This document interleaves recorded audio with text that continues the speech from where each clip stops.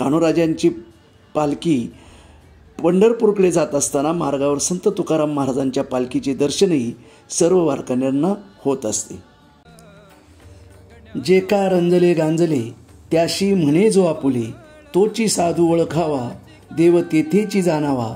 इतकी सोपी देवाची व्याख्या तुकारामांनी आपल्या सर्वांना सांगितली आहे।